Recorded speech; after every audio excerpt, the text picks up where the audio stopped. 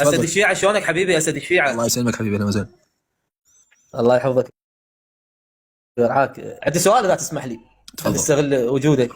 تفضل.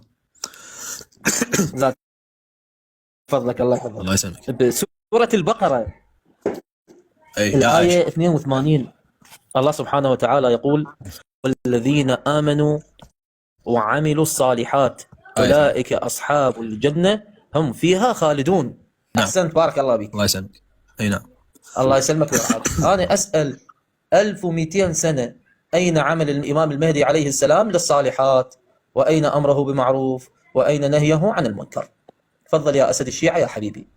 زين، اول شيء احنا اكو حديث يمكن اصور للنبي محمد يقول وان ساخت الارض، تمام؟ هذا اول شيء، هذا ابسط شيء نقدر نقوله عن شلون يقول لك اسمو يطلعون مرات السنه يقول لك شنو فائده المهدي، شنو فائده المهدي؟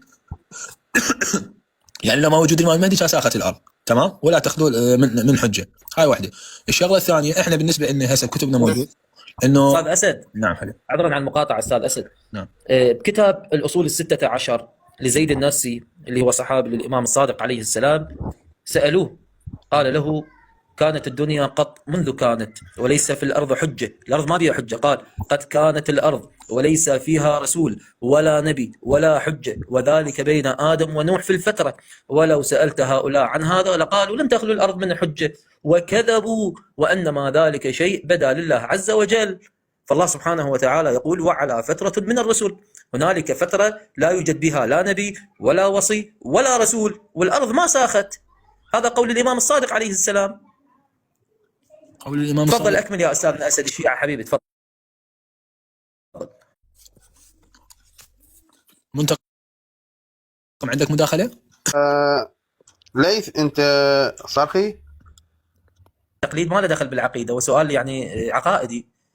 اي عقائدي، بس هو بس كسؤال ابني عليه. كمرجع تقليد، كمرجع تقليد. اي نعم انا صرخي كمرجع تقليد، اما كعقيدة لا. العقيدة لازم الإنسان هو اللي يبنيها ويبحث عنها ويطور نفسه بها يعني انت حتى يكون حجة بينما بين رب العالمين. يعني هسه للامانه ليث، اي صرخي ليث، انا عرفته من سؤالك. عيوني يا حبيبي، تفضل، انا خادم لك يا حبيبي. لا، خادم الحسين. انا من سؤاله اسد عرفته صرخي. ليش؟ هذا السؤال من لم يعتقد بالامام واعماله واقواله في الغيبه مالته، هم فقط اذا من الشيعه فقط الصرخيه عندهم اشكال ويا الامام المهدي عجل الله فرجه. الذين امنوا وعملوا الصالحات، القران ما محدود نهائي، لكل زمان ومكان.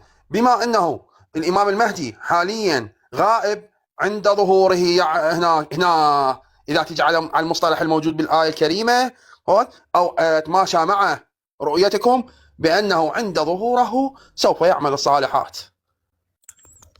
هاي أستاذنا المنتقب، أحسنت يا حبيبي. إذن أنت الآن تتفق معنا بأن الإمام المهدي عليه السلام طيلة 1200 سنة كاتم للعلم، كاتم للبينات، قاعد عن أداء فريضة الأمر بالمعروف والنهي عن المنكر. إضافة إلى ذلك يا أستاذنا المنتقب، أن الغيبة لا تستلزم كتم العلم. أنت قلت لي يعمل الصالحات وحد وكتم العلم وحد. أنا جاوبتك. يا أستاذ، هو العلم هو من الصالحات يا أستاذ المحترم. إظهار العلم من الصالحات.